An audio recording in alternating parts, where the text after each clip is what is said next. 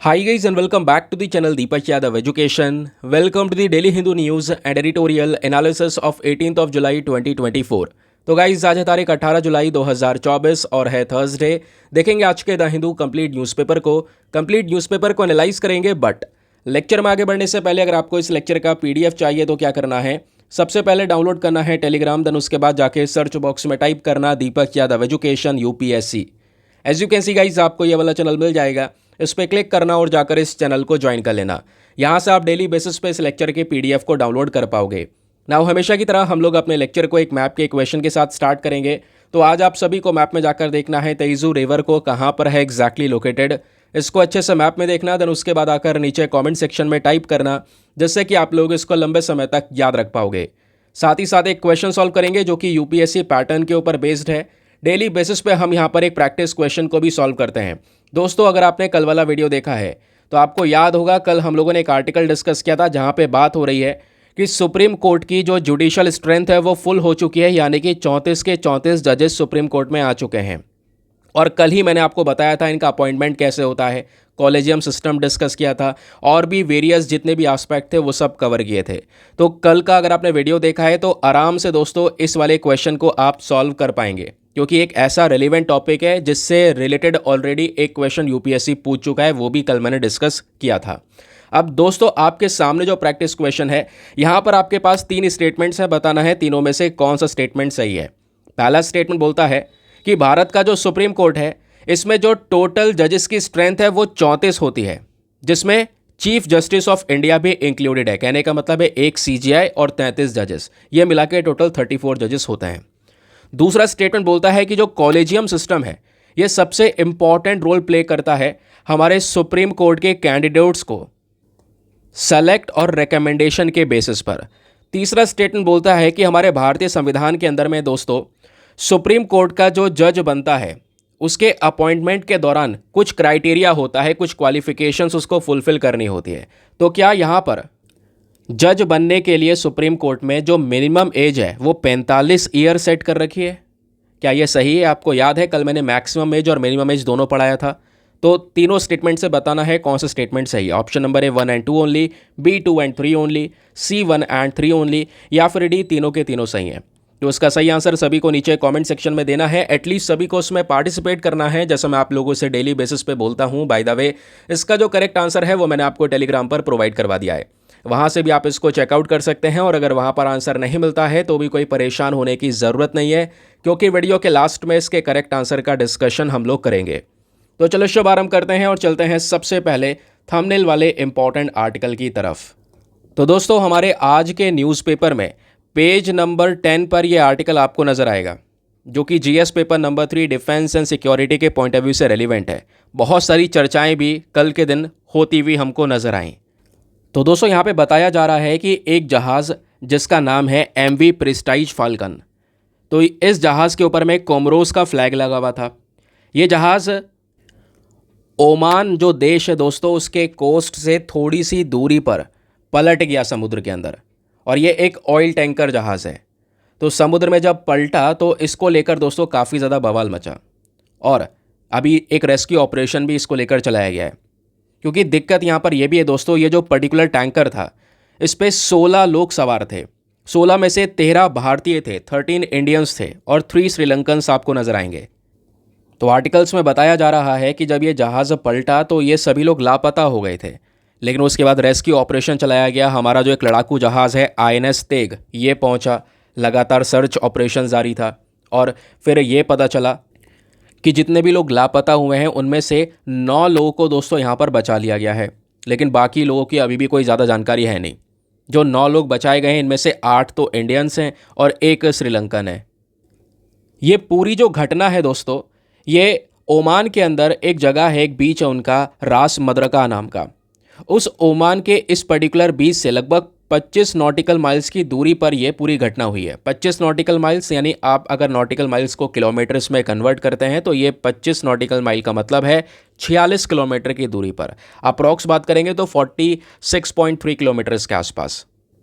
एक बार मैप में देख के समझते हैं ताकि आपको बढ़िया से क्लैरिटी मिले। तो ये इंडिया हो गया। ओमान की जब बात कर रहे हैं दोस्तों तो यहाँ पर आपको बराबर में ही ठीक है, अरेबियन सी है और अरेबियन सी के जस्ट इधर आपको ये ओमान नज़र आएगा जिसकी कैपिटल है मस्कट।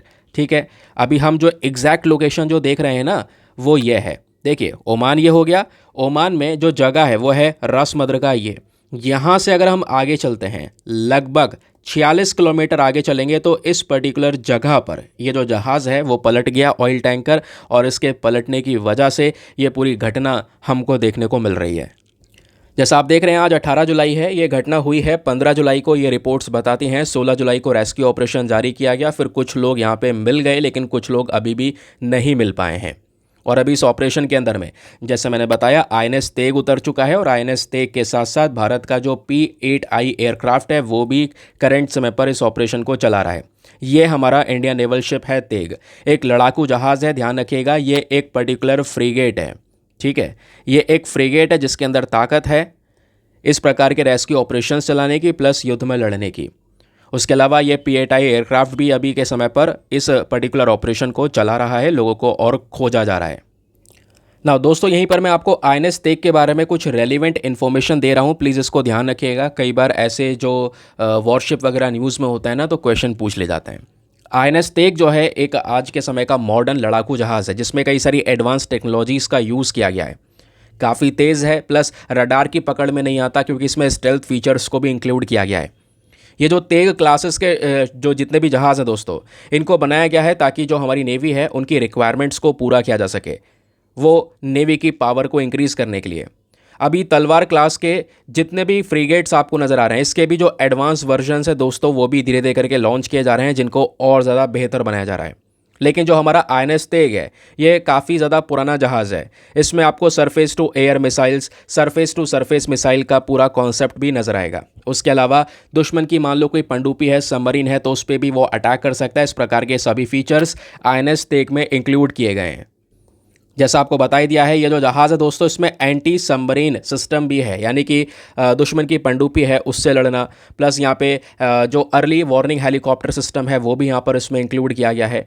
इस पूरे सिस्टम का जो वज़न है वो है लगभग 3850 टन्स के आसपास। ये टोटल वेट है यहाँ पर इस INS तेग का। ये जो वर्ड है तेग इसका मतलब होता है एक तलवार जो यहाँ पे हमारे सिख वॉरियर्स यूज़ किया करते थे। ठीक है, ये उस तेग का फ़ोटो है जो मैंने आपको अभी रिसेंटली दिखाया था। अब दो चार बातें और ध्यान रखने वाली हैं, जैसे यहाँ पे अगर आपसे क्वेश्चन बनेगा जो ये INS तेग है ये कौन सी क्लास का फ्रीगेट है, तो ध्यान रखिए मैंने आपको बताया ये तलवार क्लास का फ्रीगेट है। तलवार क्लास में आपके 4 अलग अलग जहाज़ तैयार करे गए हैं भारत की नेवी के लिए, उसमें से एक INS तेग भी है। इसको किसके थ्रू बनाया गया है? रशिया के थ्रू बनाया गया है दोस्तों।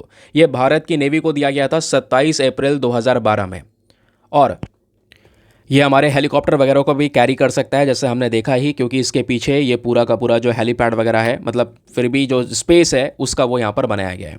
ठीक है, तो ये बात हो गई हमारे INS तेग के बारे में बेसिक फैक्ट्स। ये सब मैं आपको क्यों बता रहा हूँ, रीज़न है ये 2016 का UPSC का प्रश्न। 2016 में डायरेक्टली एक क्वेश्चन पूछा गया कि which one of the following is the best description of INS अस्त्राधारिणी, यानी जो INS अस्त्राधारिणी जो जहाज़ है जो रिसेंटली चर्चाओं में था उस समय पर चर्चाओं में होगा। आपसे पूछा गया बताइए ये क्या है। ऑप्शन नंबर ए, क्या ये एक एम्फीबियस वॉरफेयर शिप है, या न्यूक्लियर पावर्ड सबमरीन है, या टॉर्पीडो लॉन्च रिकवरी वेसल है, या न्यूक्लियर पावर्ड एयरक्राफ्ट कैरियर है। तो उसका सही उत्तर दोस्तों ऑप्शन नंबर सी है कि ये INS अस्त्राधारिणी जिसका फोटो आप बगल में देख पा रहे हो टॉर्पीडो लॉन्च रिकवरी वेसल है। ऐसे ही INS तेग से रिलेटेड क्वेश्चन आपसे बन सकता है। ठीक है, चलिए आगे आते हैं। ना आगे बढ़ने से पहले एक इंपॉर्टेंट इन्फॉर्मेशन, अगर आप लोग हमारे पेड ग्रुप्स को ज्वाइन करना चाहते हैं, आपके पास में बढ़िया मौका है इसको ज्वाइन करने का। यहाँ पर आपको डेली बेसिस पे करंट नोट्स के PDF वगैरह प्रोवाइड करवाए जाते हैं। फॉर एग्जांपल जैसे आपने दोस्तों एक आर्टिकल ये देखा, ऐसे ही आपको और भी बहुत सारे न्यूज़ आर्टिकल्स पढ़ाने वाला हूँ। सभी आर्टिकल्स में प्रॉपर लिखित में आपको इन्फॉर्मेशन मिल जाएगा, नोट्स बनाने तक की ज़रूरत नहीं है। हर एक आर्टिकल के रिगार्डिंग जितने इंपॉर्टेंट कॉन्टेंट होगा वो सब आपको एक प्रिंटेड फॉर्म में, नोट्स के फॉर्म में यहाँ पे प्रोवाइड करवा दिया जाएगा। एक ऐसा PDF दोस्तों जिसका प्रिंट आउट वगैरह आप निकलवा सकते हैं। एक ऐसा PDF आपको मिल जाता है जो हिंदी और इंग्लिश दोनों भाषाओं में होता है, तो दोनों मीडियम के एस्पिरेंट्स के लिए हेल्पफुल है। दूसरी बात दोस्तों, यहाँ पे जो ग्रुप है आपको इसमें सारा का सारा करंट अफेयर कंटेंट आपका सिक्योर हो जाता है।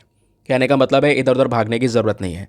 कभी आप न्यूज़पेपर फॉलो कर पाते हैं कि इस दिन रह जाता है, वीडियोस रह जाते हैं, लेकिन डेली बेसिस पे नोट्स आपके तैयार होते चलेंगे। बस एक काम ज़रूर से करना है, डेली वीडियो देख लो, रात में सोने से पहले जो PDF आपको ग्रुप में दिए गए हैं उसको रिवाइज़ कर लो।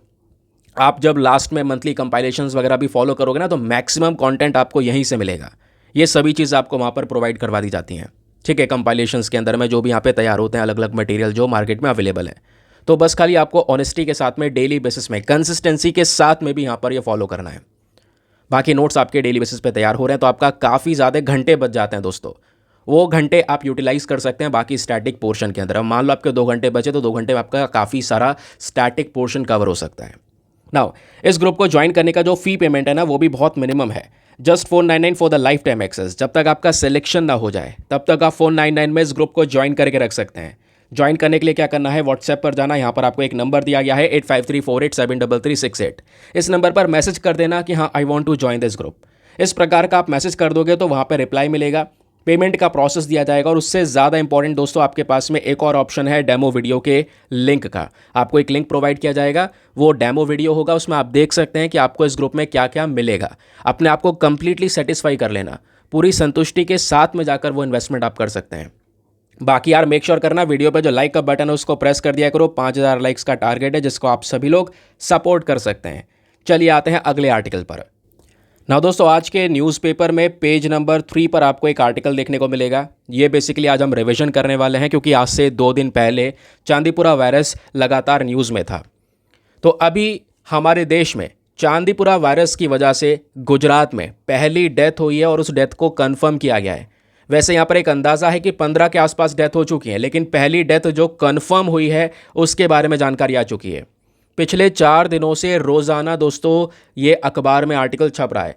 जिस दिन पहली बार आया था उसी दिन मैंने आपको पढ़ा दिया था वैसे तो, लेकिन कोई बात नहीं, आज रिवीजन करेंगे। रिवीजन करना भी ज़रूरी है, बीच बीच में पढ़ लोगे तो यार आपका फ़ायदा ही होगा, दिमाग में बैठ जाएंगी चीज़ें।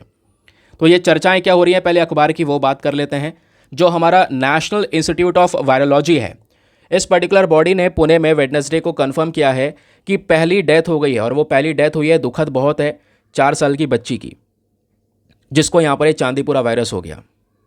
और इस वायरस की वजह से दिमाग में सूजन हो गई, जिसकी वजह से डेथ हो गई। दोस्तों बताया जा रहा है कि गुजरात के अंदर में कई सारे डिस्ट्रिक्ट में, 12 से ज़्यादा डिस्ट्रिक्ट में यह वायरस ऑलरेडी फैल चुका है। तो आने वाले समय में एक कंसर्न वाली सिचुएशन ये बन सकती है।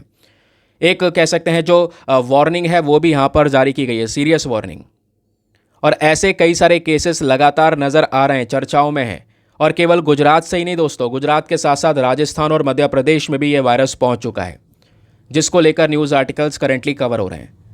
तो ये तो हो गया आपका न्यूज़ कि खबरों में क्या चल रहा है। बट इसी को हम एग्जाम पॉइंट ऑफ व्यू से थोड़ा सा लिंक करेंगे तो समझेंगे ये चांदीपुरा वायरस क्या होता है, कैसे फैलता है, इसके पीछे का कारण क्या है। आइए बताता हूँ।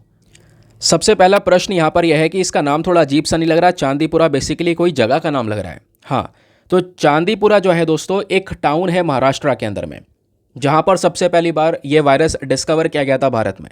तो इस वजह से उस जगह का नाम के बेसिस पर इस वायरस का नाम रख दिया चांदीपुरा वायरस।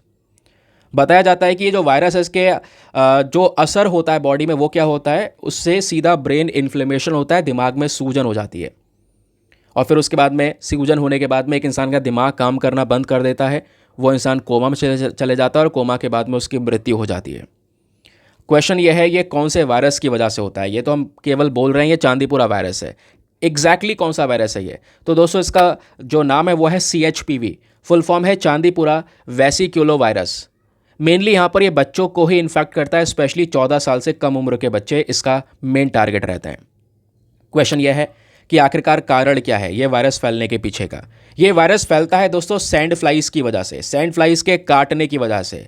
बट ये चीज़ें पर्टिकुलरली कंफर्म नहीं की गई हैं, इस वजह से कभी कभी बोला जाता है कि मच्छरों के काटने की वजह से भी फैल सकता है। लेकिन अभी तक सबसे ज़्यादा जो केसेस आए चांदीपुरा के वो सैंड फ्लाइज के काटने की वजह से आए। दोस्तों ये वो सैंड फ्लाई आपको देखने को मिलेगी, है ना, जिसका जो कलर है वो भी रेतिया जैसा है, सैंड जैसा आपको नज़र आएगा। तो नाम भी इसका सैंड फ्लाई रखा गया है। इस वायरस को लेकर कई सारे एक्सपेरिमेंट्स करे गए। उन एक्सपेरिमेंट्स के अंदर में ये दिखाया गया कि ये वायरस सीधा हमारे न्यूरॉन्स को डैमेज कर देता है। हमारे ब्रेन के अंदर जो न्यूरॉन्स हैं, बहुत ही ज़्यादा इंपॉर्टेंट पार्ट, आपके बॉडी के साथ में कनेक्शंस बना के रखता है, सीधा आपके न्यूरॉन्स ही डैमेज हो जाते हैं इस वायरस की वजह से। ये सबसे बड़ी और अहम प्रॉब्लम यहाँ पर है दोस्तों, जिसकी वजह से एक इंसान की मृत्यु बहुत ज़्यादा निश्चित है। और यहाँ पर ये जो वायरस फैलता है इस सैंड फ्लाई की वजह से, इसमें से जो फीमेल वाली सैंड फ्लाई जिसका नाम है फ्लेबोटोमेन, ये सबसे मेन वायरस वेक्टर है या कैरियर जिसको बोल सकते हैं, यानी कि सबसे ज़्यादा वायरस यही लेके घूमती है। और ज़्यादातर ये वायरस मानसून के समय पर या प्री मानसून के समय पर देखने को मिलता है, और ऑब्वियस सी बात है ये मानसून का समय चल ही रहा है तो ये केसेस भी हमको नजर आए। क्वेश्चन ये है कि क्या ये केवल भारत में ही पाया जाता है? ऐसा नहीं है दोस्तों। भारत से पहले सेनेगल और नाइजीरिया दोनों की दोनों अफ्रीकन कंट्री है, यहाँ पर भी ये जो वायरस है वो पाया जा चुका है। साल 2003 के अंदर में भी यहाँ पे हमारे सदर्न इंडिया में ये वायरस एक बहुत बड़ा कारण बना था कई सारे लोगों की मृत्यु का। यहाँ पे बोला जा रहा है कि 329 बच्चों को वायरस हो गया था 2003 में, और इसकी वजह से ब्रेन में सूजन हो गई थी और उसकी वजह से 183 लोगों की जान भी गई थी। तो अपने आप में अगर हम इतिहास देखें तो वायरस ऑलरेडी काफ़ी हाहाकार मचा चुका है। अब बात आती है यहाँ पर इसके सिम्टम्स की, इसके लक्षण क्या क्या हो सकते हैं। तो जब भी यहाँ पर ये चांदीपुरा वायरस किसी को होगा तो सबसे पहला लक्षण ये नज़र आएगा, सर में बहुत तेज़ दर्द होना, बहुत तेज़ बुखार होना, दिमाग ना काम करना, उल्टी आना, और फिर उसके बाद ब्रेन सही से काम ना करना। ये मेन रीजंस आपको यहाँ पर देखने को मिलते हैं। और इन्हीं सिम्टम्स के बेसिस पर फिर एक फिजिशियन क्या करता है, ब्लड टेस्ट को यहाँ पर प्रेस्क्राइब करता है कि भैया ब्लड टेस्ट कराइए और पता लगाइए इसके बारे में। अब बात आती है थेरेपी की, मतलब प्रॉब्लम है गंभीर तो क्या कोई ट्रीटमेंट अवेलेबल है? नहीं दोस्तों, कोई भी ऐसा मतलब कह सकते हैं ना जो एक्यूरेट दवाई होती है इसी बीमारी के लिए, ऐसी कोई दवाई नहीं है, ऐसा कोई ट्रीटमेंट नहीं है। हाँ, अगर आपको जितना जल्दी इस वायरस के बारे में पता चल जाएगा उतना जल्दी उस व्यक्ति को हॉस्पिटलाइज किया जा सकेगा, है ना, उसको सिम्टोमेटिक केयर दिया जा सकेगा। अब सिम्टोमेटिक केयर क्या होता है ये देखिए, मान लो इस बीमारी में ये लक्षण दिखाई देते हैं, हमको पता है। अब इन लक्षण को ही टारगेट किया जाए किसी इंसान के अंदर में, मान लो ये वायरस पहुंच गया, उसमें लक्षण दिखाई दे रहे हैं, भाई उन लक्षण को खत्म करने की पूरी कोशिश की जाए, दवाइयाँ उस लक्षण के लिए दी जाए, लक्षण अपने आप खत्म हो गए, वायरस अपने आप खत्म हो जाएगा। इससे एक इंसान सर्वाइव कर पाएगा लंबे समय तक। तो ये बेसिकली करंट समय पर थेरेपी प्रोवाइड करवाई जा रही है। इसके प्रिवेंशन की बात करेंगे तो कुछ गाइडलाइंस वगैरह भी आई हैं दोस्तों। ये गाइडलाइंस यहाँ पर आई हैं NCBI की साइट से, यानी national centre for biotechnological information. इन्होंने यहाँ पर बोला है कि भाई जब ये वायरस हो जाए तो फिर भी आपको एक अच्छा न्यूट्रिशन मेंटेन करना है, साफ़ सफाई मेंटेन करनी है, साफ़ सफाई रखिए और इसके बारे में थोड़ा जागरूकता भी फैलाइए, ये बहुत ज़रूरी है। ठीक है, चलिए आगे आते हैं नेक्स्ट आर्टिकल पर। ना दोस्तों, आज के न्यूज़पेपर में पेज नंबर 5 पर आप आएंगे तो आपको ये वाला आर्टिकल मिलेगा जो अगेन इंपॉर्टेंट है, specially GS paper number 3 environment के पॉइंट ऑफ व्यू से। क्या बात हो रही है, जो केरला का फाइनेंस इंस्पेक्शन विंग है जो कि स्पेशली तहकीकात करता है कि भाई कोई उटपटांग काम तो नहीं हो रहे हैं, ये केरला की स्टेट फाइनेंस डिपार्टमेंट के अंडर में आता है। इन्होंने एक डिटेल्ड रिपोर्ट सबमिट करनी है और यहाँ पर इन्होंने ये बोला है कि जो पेरियार टाइगर कंजर्वेशन फाउंडेशन है, यानी कि एक ऐसा पर्टिकुलर बॉडी बनाई गई है जिसका मेन काम क्या है, पेरियार टाइगर रिजर्व की सुरक्षा करना, है ना। तो पेरियार टाइगर रिजर्व की सुरक्षा के लिए इस फाउंडेशन में बहुत सारा पैसा आता है। तो वो जो पैसा है दोस्तों उसका गलत तरीके से उपयोग किया गया है, ये बात इस रिपोर्ट में खोली गई है कि भाई इस वाले फाउंडेशन में फाइनेंशियल इरेगुलरिटीज़ नज़र आ रही हैं। बिना अप्रूवल के पैसा रिलीज़ कर दिया गया, अलग अलग प्रोजेक्ट्स के कई सारी कंप्लेंट्स यहाँ पे दर्ज करवाई गई हैं। बिना टेंडर के यहाँ पर आप क्या कर रहे हैं, अलग अलग अमाउंट प्रोवाइड करवा दे रहे हैं कॉन्ट्रैक्टर्स को, लेकिन बिना टेंडर के कैसे करोगे, बिना अप्रूवल के आपने कैसे वो पैसा रिलीज़ किया।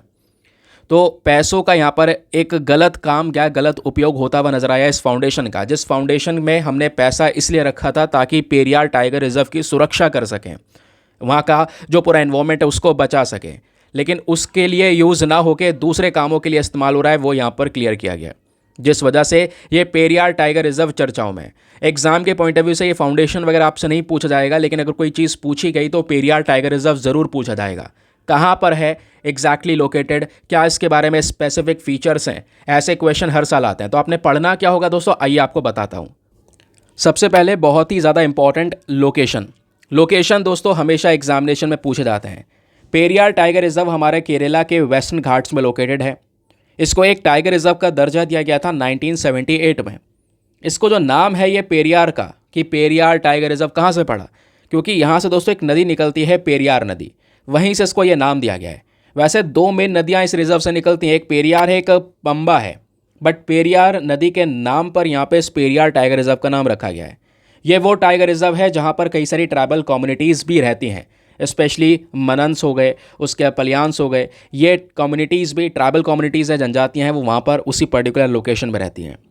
पेरियार टाइगर रिजर्व का टेरेन देखेंगे तो ज़्यादा पहाड़ी इलाका है, सेमी एवरग्रीन फॉरेस्ट पाए जाते हैं, लगभग यहाँ पे घासों की कई सारी स्पीशीज़ हैं, 171 स्पीशीज़ बताई जाती है, इस वजह से ये थोड़ा अलग है। और अलग अलग एनिमल्स की स्पीशीज़ भी पाई जाती हैं। एनिमल की स्पीशीज़ देखेंगे दोस्तों अगर, तो यहाँ पर जो हमारी प्राइमेट्स की 4 प्रकार की स्पीशीज़ हैं, ठीक है, जो हमारे बंदरों से रिलेटेड स्पीशीज़ है, वो चारों की चारों प्रजातियाँ पेरियार में पाई जाती हैं, इस वजह से ये रेलिवेंट है। और वो चारों प्रजातियाँ कौन कौन सी हो गई आपकी? रेयर लायन टेल्ड मकाओ हो गया, नीलगिरी लंगूर हो गए, घी गोल्डन लंगूर हो गए, कॉमन लंगूर हो गए, ये सभी यहाँ पर स्पीशीज़ पाई जाती हैं। उसके अलावा पेरियार टाइगर रिजर्व नीलगिरी ताहार के लिए भी इंपॉर्टेंट है। नीलगिरी ताहार एक इंपॉर्टेंट एनिमल है जो अक्सर न्यूज़ में आता रहता है, तो उसके लिए भी यहाँ पर ये पेरियार टाइगर रिजर्व जाना जाता है। जैसे भी हमने डिस्कस किया कि केरला के अंदर स्पेशली वेस्टर्न घाट्स के अंदर में दोस्तों यहाँ पर ये पेरियार टाइगर रिजर्व लोकेटेड है। तो वेस्टर्न घाट्स कौन से हैं ये आपको पता होना चाहिए। ये देखिए हमारा इंडिया का ये पेनिनसुलर इंडियन पोर्शन है ना। यहाँ पर ये वेस्टर्न घाट्स ये हैं आपके, और ईस्टर्न घाट्स आपके ये वाले देखने को मिल जाते हैं। यहीं पर आपको केरला भी नज़र आएगा, ये एग्जैक्टली आप देख पा रहे होंगे, ठीक है। तो दोस्तों ये आपका यहाँ पर केरला है और इन्हीं वेस्टर्न घाट्स में ये पेरियार टाइगर रिजर्व लोकेटेड है। आगे आते हैं ना दोस्तों, आते हैं पेज नंबर 12 के ऊपर। एक बहुत ही ज़्यादा रेलिवेंट टॉपिक है, आपने इसी तरीके से न्यूज़पेपर पढ़ना है, अपना करंट डेटा को स्टैटिक डेटा से लिंक कर करके, जो मैं आपको यहाँ पर एक्सप्लेन कर रहा हूँ। बट आप मेक श्योर करना यार, वीडियो पे लाइक का बटन ज़रूर से प्रेस करें। टारगेट 5000 लाइक्स का है, जिसको आप सभी लोगों को अचीव करवाना है। तो प्लीज़ इस सपोर्ट की ज़रूरत है इस समय पर, क्योंकि वीडियोस की जो रीच है वो काफ़ी कम भी हुई है, वीडियोस लेट वगैरह हुआ है अभी 2 दिन से, खासकर बीच में सही टाइम पे अपलोड कर रहे थे यार। हेल्थ इश्यूज़ हैं, हो सकता है साउंड भी आप में से कई सारे लोगों को थोड़ा बेकार भी लग रहा होगा, लेकिन कोई बात नहीं, जल्दी ठीक हो जाएगा ये, ठीक है। तो यहाँ पे बात हो रही है 10 इंडियन डॉग्स जो हैं दोस्तों, इनको पहुँचाया गया है पेरिस में, ताकि ओलंपिक्स के अंदर में यहाँ पे वो सुरक्षा करेंगे। और केवल भारत से ही नहीं, दुनिया भर से अलग अलग फोर्सेस आई हैं। हुआ यहाँ पर यह है कि अब की बार ओलंपिक्स के गेम आपको फ्रांस में देखने को मिलने वाले हैं। तो फ्रांस में ओलंपिक्स होने वाला है दोस्तों, और उस ओलंपिक्स में सुरक्षा होनी है। और उस सुरक्षा के अंदर में जो फ्रांस है, फ्रांस की एम्बेसी है भारत में, उन्होंने इंडिया से भी रिक्वेस्ट की है कि भाई आप थोड़ा सा सपोर्ट कीजिए वहाँ पे प्रोटेक्शन के लिए। तो यहाँ पे इंडिया ने क्या क्या भेजा ये सुनिए। 10 हमारे पुलिस डॉग्स हो गए, ये डॉग आप देख पाएंगे जिनमें 2 की फ़ोटो है, वैसे 10 डॉग्स गए हैं। और इन डॉग्स को हैंडल करने वाले 17 हैंडलर्स आपको देखने को मिलेंगे जो पेरिस जा चुके हैं, और वहाँ पे फ्रांस में हो रहे ओलंपिक्स में सिक्योरिटी प्रोवाइड करवाएंगे।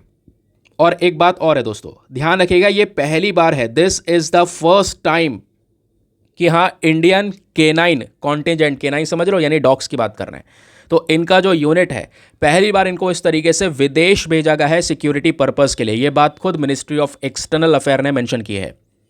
तो ये जो 10 डॉग भेजे गए हैं, इनमें से कौन कौन से डॉग है दोस्तों?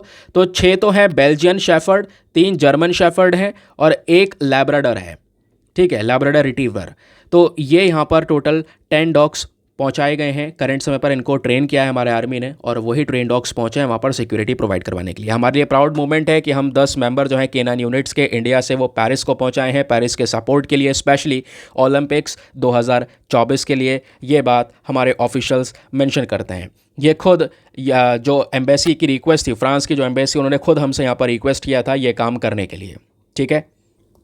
अब वही सेम चीज़ें बार बार यहाँ पे रिपीट की जा रही हैं। देखिए ये जो ओलंपिक्स की शुरुआत है, इसकी जो ओपनिंग सेरेमनी है वो होगी 26 जुलाई में, है ना। तो तब से ओलंपिक शुरू होने वाले हैं, तो इस वजह से भी यहाँ पर ये प्रोटेक्शन ज़रूरी है, उसकी तैयारी चल रही है, जिस वजह से यहाँ पर ये पूरा यूनिट पहुँचा। अब एग्ज़ाम के लिए क्या पढ़ें यार, ये तो केवल छोटा सा न्यूज़ आर्टिकल हो गया। हाँ एक बात और ध्यान रखिए दोस्तों, बोला ये भी जा रहा है कि इंडिया से ये लोग गए, उसके अलावा अलग अलग 40 देशों से 1750 सिक्योरिटी पर्सनल पहुंचे हैं दोस्तों वहां पे ओलंपिक्स में सिक्योरिटी प्रोवाइड करवाने के लिए, इस प्रकार की ड्यूटीज़ को परफॉर्म करने के लिए, जिसमें अब की बार भारत का भी एक बड़ा कंट्रीब्यूशन होने वाला है।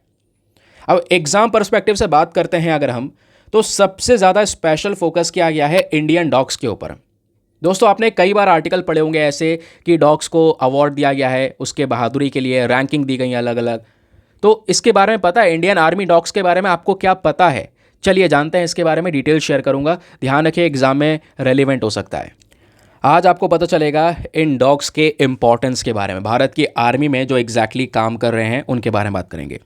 तो पिछले कुछ समय से बहुत सारे आर्टिकल्स ऑलरेडी पब्लिश हो चुके हैं आर्मी डॉग से रिलेटेड, जिसमें हम फोकस कर रहे हैं कि भारत की खुद की डॉग ब्रीड्स को भी प्रमोट किया जाए, क्योंकि अभी हम ज़्यादातर विदेशी ब्रीड का इस्तेमाल कर रहे हैं। ये आप देख पा रहे होंगे जर्मन शेफर्ड जो जर्मनी से आ रहा है, उसके अलावा चाहे वो बेल्जियन शेफर्ड हो गया, है ना, इनकी हम बात कर रहे हैं, तो ये ब्रीड्स बाहर की हैं, उन्हीं का सबसे ज़्यादा यूज़ कर रहे हैं।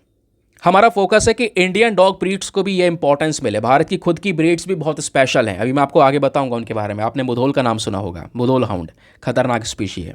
तो जब बात करते हैं इंडियन डॉग ब्रीड की, तो उसमें आता है रामपुर हाउंड, हाउंड मतलब शिकारी कह सकते हैं, हिमालयन माउंटेन कैनाइन हो गया, हिमाचली शेफर्ड, फिर उसके बाद में बखरवल का नाम आपने सुना होगा, तिब्बतन मास्टिफ।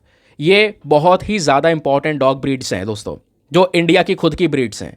इनको भी अभी समय पर पुलिस की ड्यूटीज़ पर लगाना शुरू कर दिया है, ट्रेनिंग देना शुरू कर दिया है, क्योंकि इनकी ताकत है कि सूंघ कर शिकारी का जो कह सकते हैं सस्पेक्ट है उसका पता लगा सकना।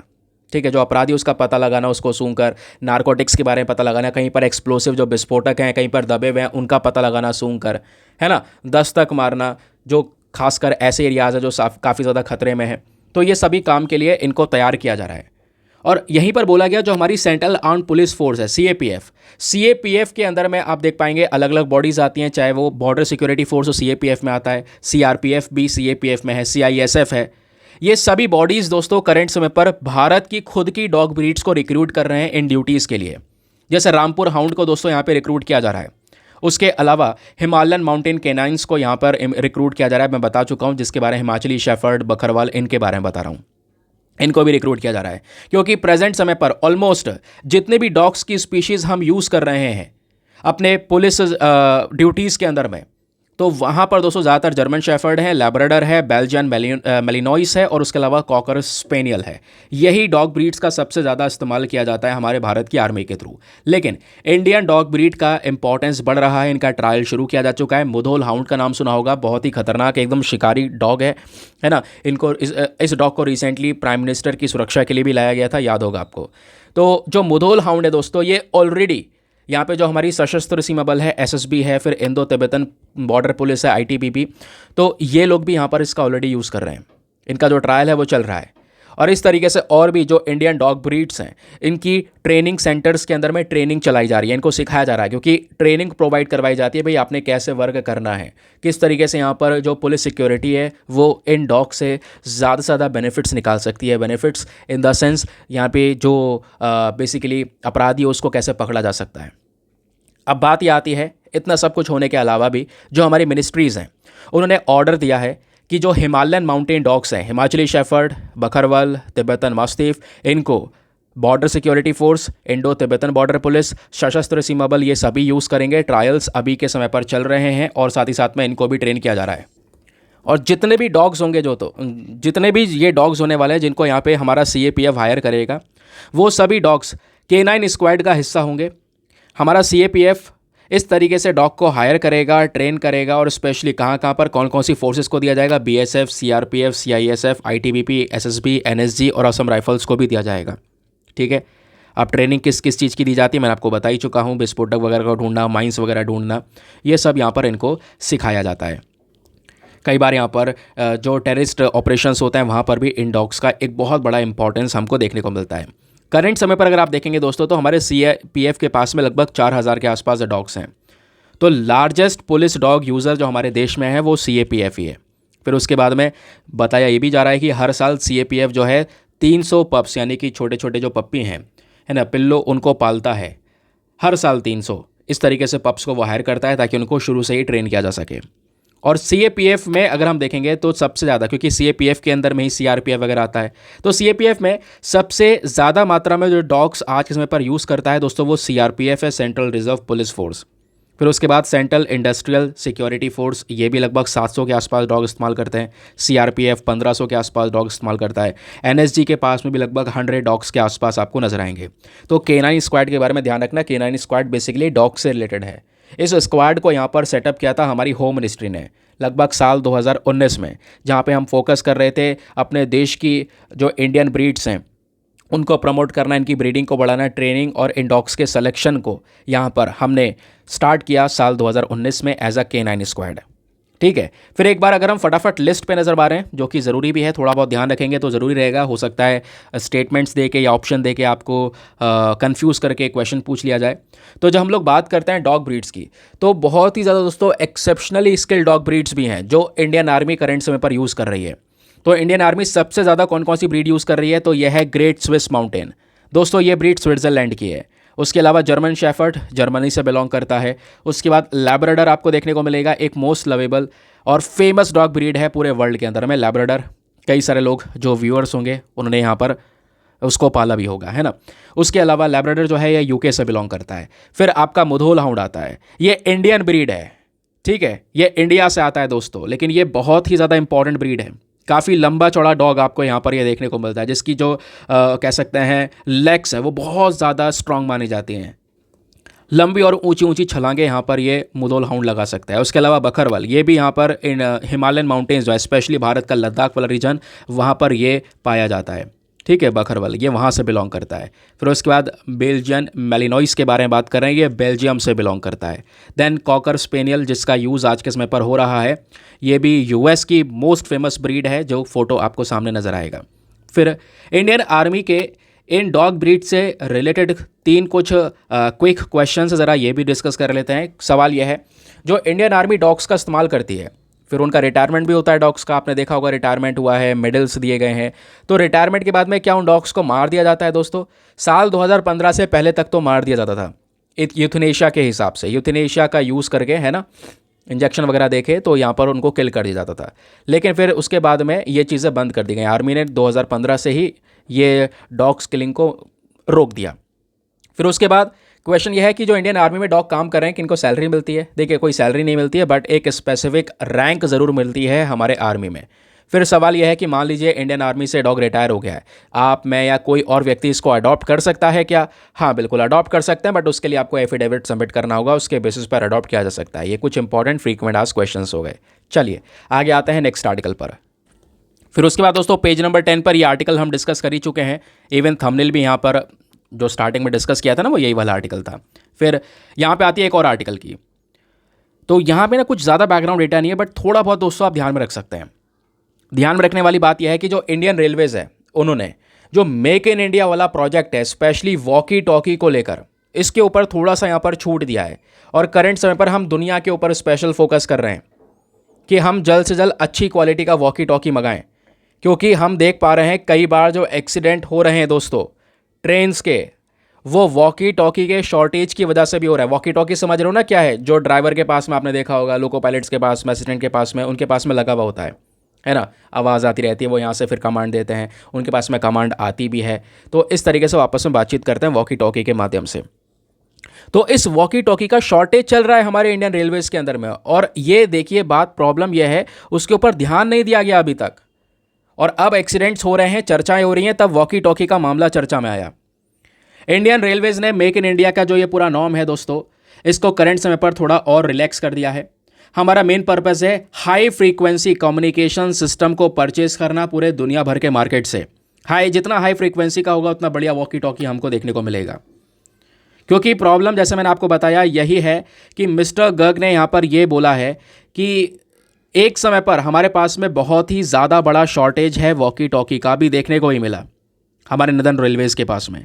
जो टोटल रिक्वायरमेंट है इन गैजेट की वो 732 की रिक्वायरमेंट है, लेकिन अवेलेबल कितने हैं? 303। आप इमेजिन कीजिए 732 वॉकी टॉकी चाहिए, लेकिन हमारे पास में 303 है। तो कई सारे लोग बिना वॉकी टॉकी के ही यहाँ पर काम कर रहे हैं। जो लोको पायलट हैं, प्लस ट्रेन के मैनेजर होता है, ट्रेन का मैनेजर सबसे इंपॉर्टेंट पर्सन होता है दोस्तों, उस ट्रेन का गार्ड होता है ना, तो उसका भी यहाँ पर ध्यान होता है ट्रेन को मेंटेन करने के लिए। अगर वॉकी टॉकी यहाँ पर आपस में कनेक्टेड नहीं होंगे, कम्युनिकेशन नहीं होगा, तो वो कमांड आपस में नहीं हो पाएगा, बातचीत नहीं हो पाएगा। पता है कई बार क्या हो रहा है, हमारे पास में जो वॉकी टॉकी प्रेजेंट है, मतलब वैसे तो शॉर्टेज है उनका, और जो मात्रा में प्रेजेंट है वो सही से काम ही नहीं कर रहे, उनके अंदर मैल फंक्शनिंग आपको नजर आएगी। पुअर क्वालिटी के वॉकी टॉकी प्रेजेंट है हमारे पास में।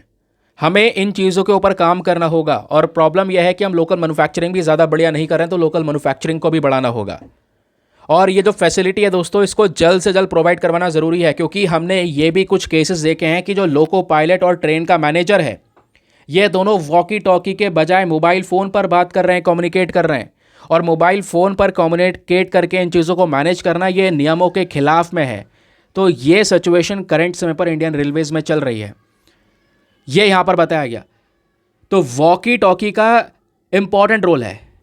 हमारे पास में एक लौता ऑप्शन यही बचता है कि हम अच्छी क्वालिटी के जो वायरलेस कम्युनिकेशन सिस्टम है इसको दुनिया भर से परचेज करो जब आप अपने हिसाब से नहीं बना पा रहे हैं तो इसको परचेज करना ज़रूरी है। जो रिक्वायरमेंट्स है उसको फुलफ़िल करना ज़रूरी है। इंस्ट्रक्शन आते हैं लेकिन उन चीज़ों को दोस्तों यहाँ पर इम्प्लीमेंट नहीं किया जाता है। तो कभी कोई प्रॉब्लम आएगी ना तो मतलब चैलेंजेस लिखिए इंडियन रेलवेज़ के एक्सीडेंट में, तो एक चैलेंज आप ये वाला मेंशन कर सकते हैं, इसको एज अ एग्जाम्पल के तौर पर सेट कर सकते हैं। वॉकी टॉकी का भी एक पर्टिकुलर इशू है। क्लियर, आगे आते हैं। नाउ दोस्तों अगला आर्टिकल जो है हमारा वो पेज नंबर 13 पर है, आके आज के बिजनेस पेज के ऊपर में।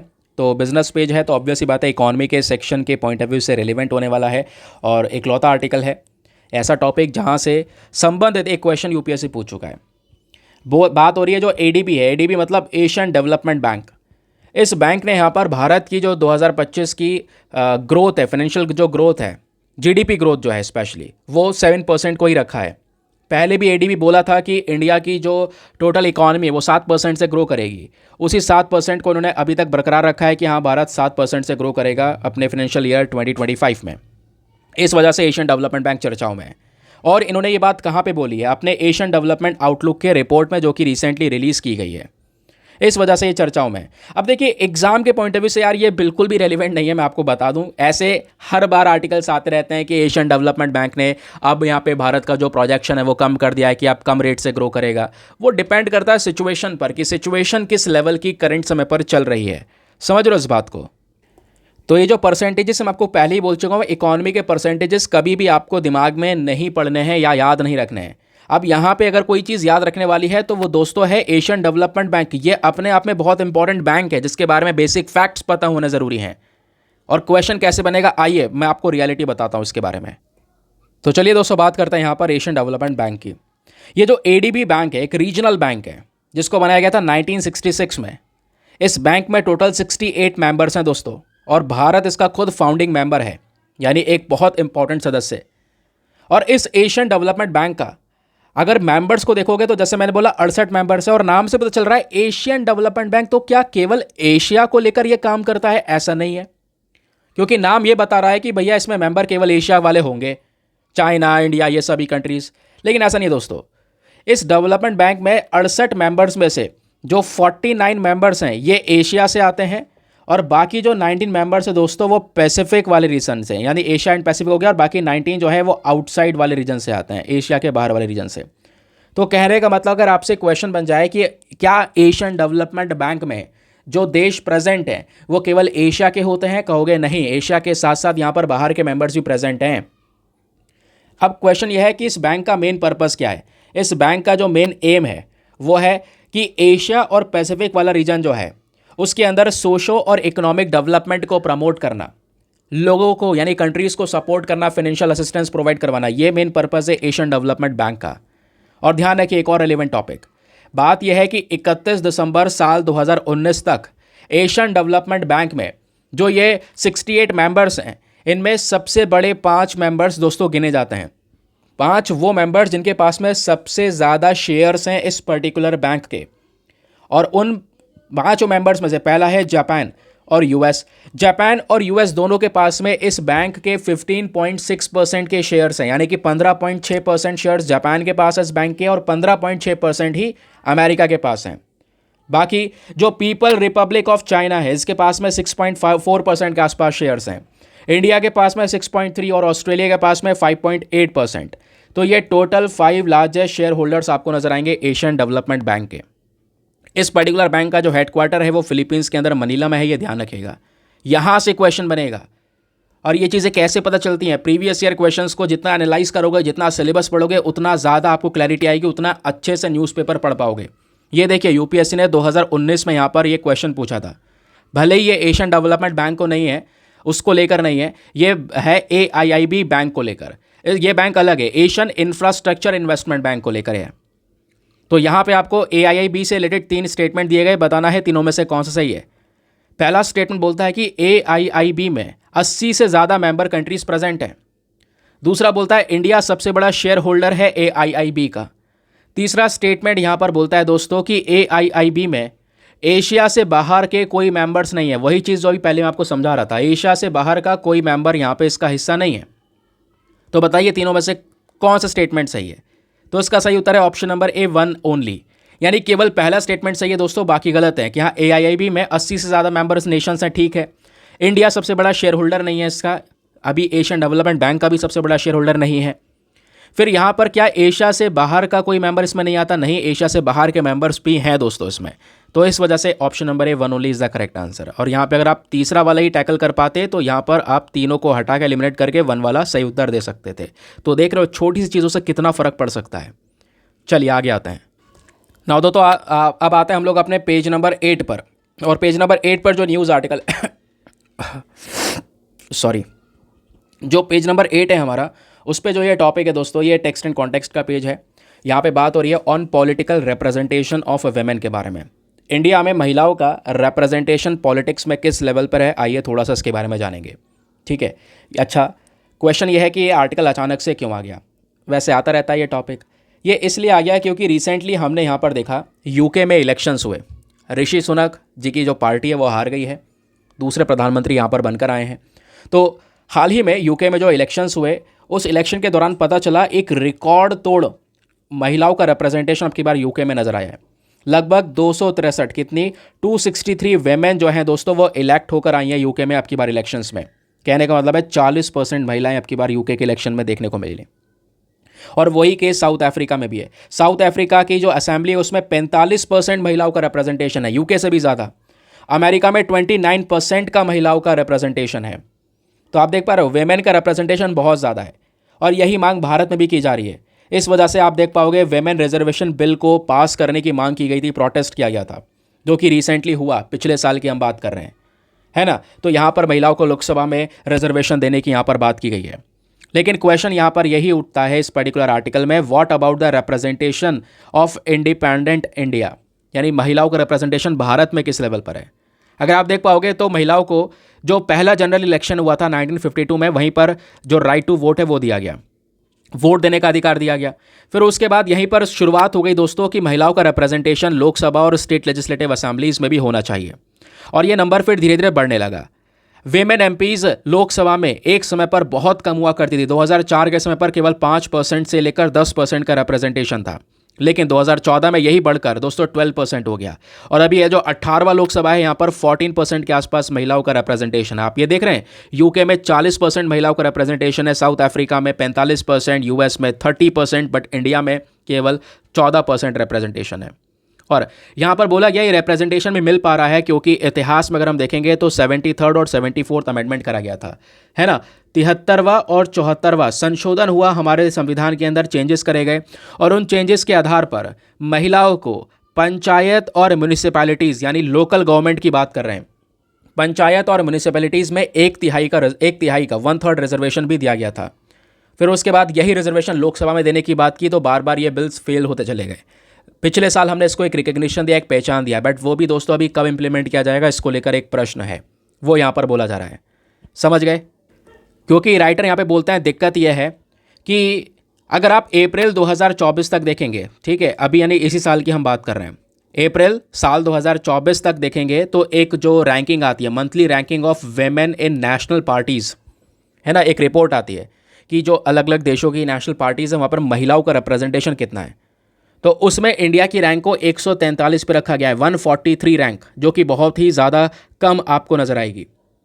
टीएमसी एक ऐसी पार्टी है जहाँ पर कह सकते हैं जो तृणमूल कांग्रेस है, वेस्ट बंगाल की पार्टी जो है, बांग्लादेश निकल रहा था मुँह से, तो जो यहाँ पर टीएमसी है, यहाँ इनका एक हाईएस्ट प्रोपोर्शन है वेमेन एमपीज़ का करंट समय पे लोकसभा के अंदर में। तो सबसे ज़्यादा जो महिलाएं हैं किसी पॉलिटिकल पार्टी से वो टीएमसी ही है दोस्तों। रूलिंग पार्टी बीजेपी या अपोजिशन पार्टी कांग्रेस पार्टी की बात करें तो इनका भी लगभग 13% का कंट्रीब्यूशन है, जबकि टीएमसी का 38% का कंट्रीब्यूशन है, स्पेशली महिलाओं का, ये यहाँ पर आपको नज़र आएगा। ठीक है, और फिर बात ये भी है, पिछले साल पार्लियामेंट ने 106 यानी 106 जो कॉन्स्टिट्यूशनल अमेंडमेंट है दोस्तों, ये देखा सितंबर 2023 में। और यहाँ पर इस कॉन्स्टिट्यूशन अमेंडमेंट के तहत 1/3 रिजर्वेशन की मांग की है कि महिलाओं की 1/3 सीट्स यहाँ पर छोड़ दी जाएंगी हमारे लोकसभा में। 543 सीट है, उसमें से 1/3 सीट्स महिलाओं के लिए रखी जाएंगी ताकि उनको रिप्रेजेंटेशन मिले। ठीक है, फिर यहीं पर आर्टिकल में एक लिस्ट दी गई है, इस लिस्ट को दोस्तों आप देख पाएंगे, कंट्री वाइज वेमेन रिप्रेजेंटेशन। तो इंडिया का रिप्रेजेंटेशन 14% का मैं आपको बता ही चुका हूँ, जबकि स्वीडन 46% का रिप्रेजेंटेशन है, साउथ अफ्रीका का 45, ऑस्ट्रेलिया में 38% महिलाएं रिप्रेजेंट कर रही हैं सरकार में, फ्रांस के अंदर 38% है, Germany 35%, UK 40% again, US 29%, Pakistan के अंदर 16% है, बांग्लादेश में 20% है। तो इस तरीके से महिलाओं का रिप्रेजेंटेशन है पॉलिटिकल पार्टीज़ में। इन फैक्ट्स को ध्यान में रख सकते हैं, लेकिन इससे भी ज़्यादा ज़रूरी है इसका बैकग्राउंड डेटा। वो बैकग्राउंड डेटा क्या है? 74 वेमेन को दोस्तों अब की बार 18th लोकसभा के सेशन में इलेक्ट किया गया है। जो 18वां लोकसभा का सेशन अब शुरू हो चुका है, नई सरकार आई है रिसेंटली, उनमें केवल 74 महिलाएं हैं दोस्तों, जबकि 17वां लोकसभा का जो सेशन हुआ था उस समय पर 78 महिलाएं थीं। तो महिलाओं का रिप्रेजेंटेशन पिछली बार के कंपैरिजन में थोड़ा सा कम हुआ है, स्लाइटली डिप नज़र आया है। बाकी वेमेन का रिप्रेजेंटेशन अगर अपने लॉज में देखोगे तो यहाँ पे बोला जा रहा है कि अभी 18वां लोकसभा जो हुआ है, इलेक्शंस हुए हैं, इनमें 797 महिलाएं ने इन इलेक्शन को लड़ा, जिसमें से 9.7% के आसपास यहाँ पे आप देख पाओगे जो है वो महिलाएं चुनकर आती हैं। जबकि 17th लोकसभा का इलेक्शन जो था उसमें केवल 726 महिलाओं ने इलेक्शन लड़ा था, जिसमें से 10.74% के आसपास चुनकर आ गई थी। तो अब की बार थोड़ा सा यहाँ पे स्लाइटली एक डिप देखने को मिला। वेमेन का रिप्रेजेंटेशन वैसे डिप देखने को मिले कोई बात नहीं, लेकिन इतिहास से कंपैरिजन करें तो बड़ा है। पहला लोकसभा जो हुआ था उसमें 5% का महिलाओं का कंट्रीब्यूशन था, अभी बढ़कर 14.4% के आसपास हो चुका है। समझ गए? आज के समय पर महिलाओं की जो मेंबरशिप है, स्पेशली राज्यसभा में, ये तो हम लोकसभा की बात कर रहे थे, आप थोड़ा राज्यसभा को देख लें तो राज्यसभा में भी लगभग 14% का कंट्रीब्यूशन आपको यहाँ पर इनका नजर आएगा या रिप्रेजेंटेशन नजर आएगा। ठीक है, तो थोड़ा सा चीज़ें इंप्रूव हो रही हैं, बट इनका इंपॉर्टेंस भी है दोस्तों, क्योंकि महिलाओं के अगर केसेस देखोगे और पुरुष के केसेस देखोगे पॉलिटिक्स में, तो वेमेन थोड़ी सी लेस करप्ट हैं। करप्शन है वैसे तो क्राइम में या करप्शन के मामले में वेमेन थोड़ा सा यहाँ पर कम है, ज़्यादा एफिशिएंसी आपको नज़र आएगी। तो ये यहाँ पर बोला गया। महिलाओं का परफॉर्मेंस अपनी कॉन्स्टिट्यूंसी में बढ़िया देखने को मिला है, कई सारे रिपोर्ट्स में ये बताया गया। बट प्रॉब्लम यह है कि कई सारे चैलेंजेस भी हमारे सामने, जैसे पॉलिटिकल स्ट्रक्चर को देखोगे तो ज़्यादातर ये मेल डोमिनेटेड है ना। बाकी यहाँ पे इलेक्शन कैंपेन में भी महिलाओं को ज़्यादा कोई फ़ायदा होता नहीं है, क्योंकि इलेक्शन कैंपेन की वजह से इंसान जीतता है, उसमें चाहिए भर भर के पैसा, टाइम चाहिए, है ना। फिर उसके बाद में लोग हेट स्पीच दे देते हैं, थ्रेट दे रहे हैं, मसल पावर का इस्तेमाल होता है। तो ये सब चीज़ें यहाँ पर वेमेन की साइड से सपोर्टिव नहीं नज़र आता। इस चक्कर में भी जो रिप्रेजेंटेशन है उसमें एक बहुत बड़ा चैलेंज हमारे सामने आ जाता है। लेकिन कोई बात नहीं, फिर भी कई सारे कदम उठाए गए वेमेन के रिप्रेजेंटेशन को बढ़ाने के लिए पॉलिटिक्स में, जैसे नारी शक्ति वंदन अधिनियम, वही जो बात कर रहा था पिछले साल वाला 106 अमेंडमेंट एक्ट के तहत लोकसभा के अंदर में और स्टेट लेजिस्लेटिव असेंबली में 1/3 जो सीट है महिलाओं के लिए वो रख दी गई हैं, भाई आपके लिए रिजर्व्ड होंगी है। फिर 73rd 74th के बारे में बता ही चुका हूँ, ये जो कॉन्स्टिट्यूशन में अमेंडमेंट करे गए थे इसमें भी 1/3 सीट्स पंचायत और म्यूनिसिपैलिटीज़ में महिलाओं को दी गई थी। तो ये बेसिकली कुछ स्टेप्स है जो कि रिसेंटली उठाए गए हैं ना। दोस्तों पेज नंबर 3 पर ही एक और रेलिवेंट टॉपिक आपको नजर आएगा, जीएस पेपर नंबर 1 हिस्ट्री के पॉइंट ऑफ व्यू से आप इसको लिंक कर पाएंगे। बात हो रही है छत्रपति शिवाजी महाराज जी का जो वग नख है, इसको यूके से लेकर आया जा रहा है। ठीक है, जो ब्रिटिशर्स लेके चले गए थे हमारे महाराज जी का वग नख, वो वापस ला रहे हैं हम, जिसको डिस्प्ले किया जाएगा सतारा में। ठीक है, अब रिसेंटली इसको लेकर कुछ कंट्रोवर्सीज भी हुई हैं। अब ऐसा क्यों हो रहा है?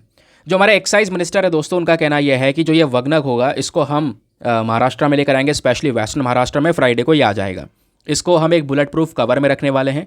ये जो वेपन होगा इसको मुंबई में लेकर आया जा रहा है। कहाँ से? यूके की, ब्रिटेन की एक म्यूजियम है विक्टोरिया एंड एल्बर्ट म्यूजियम, वहाँ से। और ये इसलिए भी लेकर आ रहे हैं क्योंकि दोस्तों अभी करेंट ईयर में, यानी आज के समय पर, हम अपने छत्रपति शिवाजी महाराज जी की 350वीं जो एनिवर्सरी है, जब इनका राज्याभिषेक हुआ था, उसके बाद से 350th एनिवर्सरी को भी हम सेलिब्रेट कर रहे हैं। इस वजह से भी यहाँ पर ये इंपॉर्टेंट होने वाला है। और जो ये वग नख आएगा इसको डिस्प्ले में रखा जाएगा हमारे श्री छत्रपति शिवाजी महाराज म्यूजियम में, जो सतारा में है। 7 महीने तक इसको डिस्प्ले में भी रखने वाला है, ये यहाँ पर बोला गया। इस वजह से यहाँ पर ये इंपॉर्टेंट है। थोड़ा वग नख के बारे में बताता हूँ, वग नख क्या है दोस्तों। ये वो वग नख है, ठीक है। इसको हाथ में बना जाता है। इसमें सबसे पहले आपकी इंडेक्स फिंगर आ जाएगी, बाकी इसमें सबसे लिटिल फिंगर आ जाएगी। इसको पहनने के बाद में यहाँ पर इससे छत्रपति शिवाजी महाराज जी ने अफजल खान को मारा था, ये आपको पता होगा। उसी वग नख की हम बात कर रहे हैं जो कि ब्रिटेन जा चुका था, ब्रिटेन से वापस लेकर आया जा रहा है, कुछ टाइम के लिए रहेगा यहीं पर और इसको देखा जाएगा। क्यों ला रहे हैं? क्योंकि अभी छत्रपति शिवाजी महाराज जी का जो राज्याभिषेक हुआ था उससे लगभग 350th एनिवर्सरी को यहाँ पर हम अभी सेलिब्रेट कर रहे हैं, इस वजह से इंपॉर्टेंट है। ठीक है, बाकी हम महाराज जी के जब बारे में बात करते हैं तो मराठा किंगडम के एक बहुत ही ज़्यादा इंपॉर्टेंट फाउंडर हैं, ठीक है, जिनका जन्म हुआ था 19 फरवरी 1630 में शिवनेरी फोर्ट में। और ये जो छत्रपति शिवाजी महाराज जी हैं दोस्तों, इनको फादर ऑफ इंडियन नेवी बोला जाता है। नेवी का इंपॉर्टेंस उस समय पर समझने वाले एक बहुत ज़्यादा महत्वपूर्ण व्यक्ति थे ये। इन्होंने सबसे पहले रियलाइज़ किया कि हाँ, अपनी खुद की नेवल फोर्स होना कितनी ज़्यादा इंपॉर्टेंट है। नेवल फोर्स खड़ी की, इस वजह से इनको इंडियन नेवी का फादर भी बोला जाता है। समझ गए। प्लस महाराज जी जो है वो काफ़ी ज़्यादा सपोर्टर थे वेमेन के, और वेमेन के साथ साथ उनके सम्मान को बहुत ज़्यादा यहाँ पर वो उच्च लेवल पर रखते थे। इनके जब शासन चला था उस समय पर दोस्तों, कोई भी व्यक्ति महिलाओं के जो राइट्स हैं, उनके हक को वॉयलेट नहीं कर सकता था। अगर कोई उल्लंघन करता था, उनके हक को यहाँ पर ख़त्म करता था, तो उसको सीवरली पनिश किया जाता था, खतरनाक पनिशमेंट दिया जाता था। छत्रपति शिवाजी महाराज जी के पास में अपना काउंसिल ऑफ मिनिस्टर हुआ करता था, जिसको बोला गया है अष्टप्रधान। ध्यान रखिए, ये काउंसिल ऑफ मिनिस्टर केवल उनको एडवाइस करने के लिए था कि भाई वो एडवाइस देते थे अलग अलग मैटर्स को लेकर। अब वो माने ना माने, वो उनके ऊपर डिपेंड किया करता था। उनको हम माउंटेन रैट के नाम से भी जानते हैं। अपने गोरिल्ला वॉरफेयर टैक्टिक्स की वजह से सरप्राइज अटैक्स को यहाँ पर वो कंडक्ट किया करते थे साथ ही साथ में। तो ये बेसिक फैक्ट्स है दोस्तों, जो कि ध्यान में रखने ज़रूरी हैं ना। तो दोस्तों, ये था आज का हमारा न्यूज़पेपर सेशन। आई होप आपको बढ़िया तरीके से हर एक चीज़ क्लियर हो चुकी होगी, मज़ा आया होगा, है ना। और सभी आर्टिकल्स को बैकग्राउंड डेटा के साथ में कवर किया। अगेन आज एक एडिटोरियल है यार, वो रेलिवेंट है, मैं जानबूझ के उसको छोड़ रहा हूँ क्योंकि वीडियो थोड़ा डिले हो गया है, तो उसको मैं कल आपके साथ में डिस्कस करूँगा। जो टैक्स डिवोल्यूशन वाला आर्टिकल है ना, ध्यान रखना, मैंने ये बोला है उसको मैं कल डिस्कस करूँगा, उसको छोड़ नहीं रहा हूँ। जब काम के नहीं होते तो आपको एक्जैक्टली बता देता हूँ यार वो काम का नहीं है, आज काम का है टैक्स डिवोल्यूशन वाला, कल डिस्कस करेंगे, ठीक है, नो प्रॉब्लम। बाकी आते हैं आज के वर्ड ऑफ द डे पर। आज का वर्ड ऑफ द डे है ओशियोस, ठीक है। इसको ऑटियोस नहीं, ओशियोस करके प्रोनाउंस किया जाएगा। तो ओशियोस का मतलब क्या होता है? ये एक फॉर्मल वर्ड है जो कि डिस्क्राइब करता है something that serves no useful purpose. कोई ऐसी चीज़ जिसका कोई मतलब कह सकते हो उपयोग नहीं है, बेफालतू का। Something that has no use, कोई ऐसी चीज़ जिसका कोई इस्तेमाल ही नहीं है। जैसे आप यहाँ पर देख पाओगे, एक सड़क है, सड़क टूट गई है, उस पर बैंडेज का यूज़ किया है, तो ये जो बैंडेज है ये एक प्रकार का ओशियोस का काम कर रहा है। ये एक ऐसी चीज़ है जो कि यहाँ पर कोई यूज़फुल पर्पस सर्व नहीं कर रहा है। तो फटाफट इस ओशियोस वर्ड का यूज़ करके एक सेंटेंस बनाओ नीचे कमेंट सेक्शन में। ज़रूरी है, जब तक सेंटेंस नहीं बनाओगे तब तक इसका यूज़ नहीं कर पाओगे यार। केवल एक सेंटेंस बनाने को कह रहा हूँ, कोई 8-10 सेंटेंस बनाने को नहीं कह रहा हूँ। बना सकते हैं, नीचे कमेंट सेक्शन में ज़रूर से लिखना होगा। कई हज़ार लोग देख रहे हैं, थोड़े बहुत लोग कमेंट्स करके उन कमेंट्स को इंक्रीज़ कर सकते हैं। बाकी आपके सामने प्रैक्टिस क्वेश्चन, बहुत ही ज़्यादा इंपॉर्टेंट क्वेश्चन ये था कि बताइए 3 स्टेटमेंट है, तीनों में से कौन सा सही है। पहला, सुप्रीम कोर्ट के पास में जो टोटल जज की स्ट्रेंथ है वो है 34, जिसमें से चीफ जस्टिस ऑफ इंडिया भी शामिल है। सही बात है, कल पढ़ाया था या नहीं पढ़ाया था कि सुप्रीम कोर्ट की टोटल जज स्ट्रेंथ 34 है, जिसमें से एक सीजीआई होंगे प्लस 33 जजेस होंगे। तो पहला स्टेटमेंट तो हो गया दोस्तों करेक्ट। दूसरा, कॉलेजियम सिस्टम का एक इंपॉर्टेंट रोल होता है हमारे सुप्रीम कोर्ट के कैंडिडेट्स को रिकमेंड और सेलेक्ट करने में, ये भी बिल्कुल सही बात है, कल ही डिस्कस किया था। कॉलेजियम सिस्टम अपॉइंट करता है, 5 मेंबर्स होते हैं कॉलेजियम में, सीजीआई प्लस 4 सीनियर मोस्ट जजेस। तीसरा, कॉन्स्टिट्यूशन ऑफ इंडिया ने जो मिनिमम एज है वो 45 साल बताई है सुप्रीम कोर्ट के जज को अपॉइंट करने के लिए। अब अगर आप देखोगे, कल मैंने आपको पढ़ाया भी था कि कॉन्स्टिट्यूशन मैक्सिमम एज तो बताता है कि हाँ, मैक्सिमम एज जो ज़्यादा से ज़्यादा उम्र हो सकती है वो हो सकती है 65 साल, लेकिन मिनिमम एज को डिफाइन नहीं करता कॉन्स्टिट्यूशन। मिनिमम एज वहाँ पे लिखी नहीं है, नो मिनिमम एज। तो यहाँ पे तो बोला 45 साल मिनिमम एज है, लेकिन नो मिनिमम एज यहाँ पर लिखा गया है। दैट इज वाई थर्ड वाला गलत है, बट पहला दूसरा सही है। तो option number A 1 and 2 only is the correct answer. दोस्तों ध्यान रखिएगा, थर्ड वाला क्यों इनकरेक्ट है, क्योंकि मैंने आपको बताया कोई भी प्रेस्क्राइब्ड मिनिमम एज लिमिट नहीं है सुप्रीम कोर्ट का जज बनने के लिए या उसके अपॉइंटमेंट के लिए। समझ गए?